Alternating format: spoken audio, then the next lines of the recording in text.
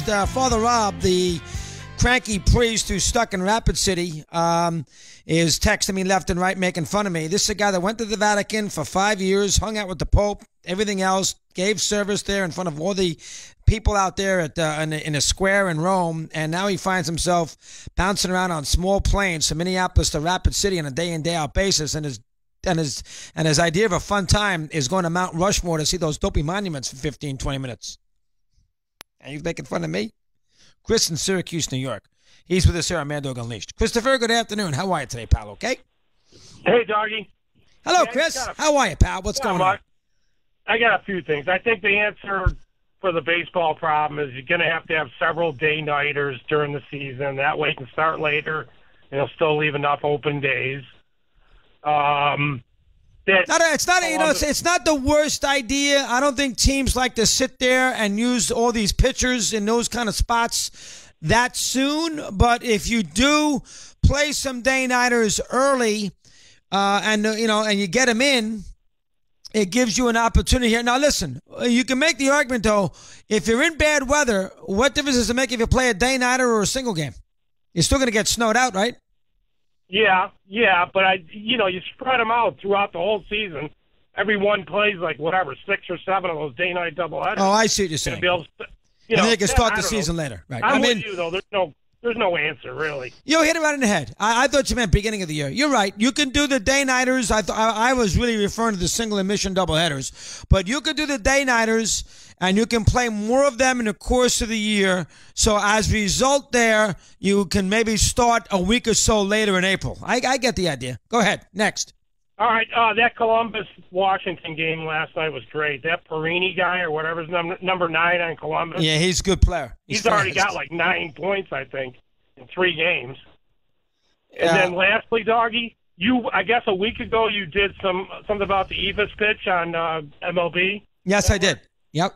I was at that June 24th, 1970 game as an 11-year-old. That was the doubleheader.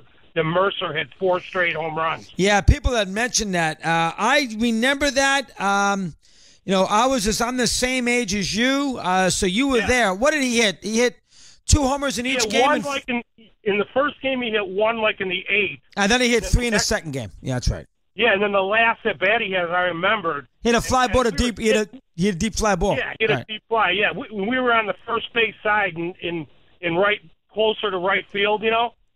Unbelievable. Had an unbelievable shot. But anyways, thanks a lot, Doggy. Good job, Chris. Yes, I remember that now. I can't picture the home runs, but that's what I mean. Think about that. June 24th, whatever the date was, as Chris just said, Yankee Stadium, a twilight doubleheader.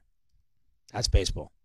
I believe that was a twilight doubleheader. We can look. It may have been a Sunday doubleheader, 1970, but that's baseball. You don't have that anymore. John in South Carolina is on Mad Dog Unleashed. Johnny, good afternoon. Your turn. How are you today? What do you have? Hey, Chris. I love you. First-time caller. Originally from Cleveland. You can't say that the Browns need a Hall of Famer in the first 4 picks. Come on. I mean, they can't even pick anything right. Well, they got it. Listen, they got 2 of the top 4 picks. So they have 2 choices. And they got some Hall of Fame talent in this draft. Chubb, obviously, maybe the guard, and you throw in Barkley. They got to get one of them. And maybe one of the quarterbacks if they're lucky. You got to nail one of them. You got to get a hold of I know, but you're a little over-exaggerating saying they need a Hall of Famer. Come on. I mean, they just need a quarterback that might win. Well, I mean, listen, I know they need a quarterback who, I get that.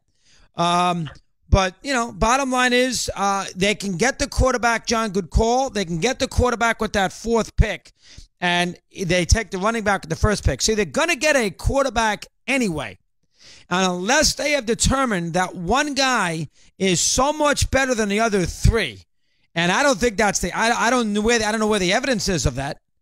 Unless they have somehow determined that, Allen is that much better than the other 3, or Darnold is not much better than the other 3, why take him with the 1st pick? I think the 4 quarterbacks, it's beauty in the eye of the beholder.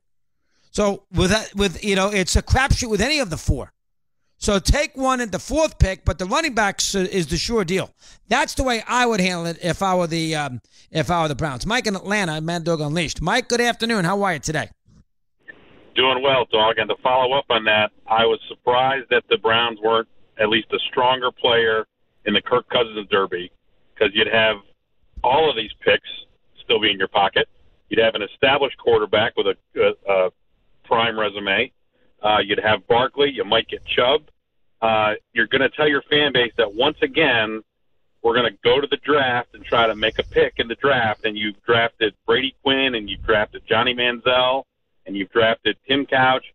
I was, it may be beyond their control, but I was surprised they weren't a stronger player for Kirk Cousins. That's a good point. Now, I don't love Cousins, and I think there is something about building with the quarterback with that franchise. I'm not sure if Cousins wanted to go to Cleveland anyway, and good call. But if you want to tell me that that is the quickest way to respectability and the safest way, you'd be right. Cousins is competent. He's pretty good. You know, they got Landry sitting there. You bring in Barkley and Chubb. I mean, that's that means to a bad team, you brought in Chubb, Landry, Cousins, and Barkley. Not to mention Carlos Hyde and all these other players. Not terrible. 8 in front of the hour here on Mad Dog Unleashed.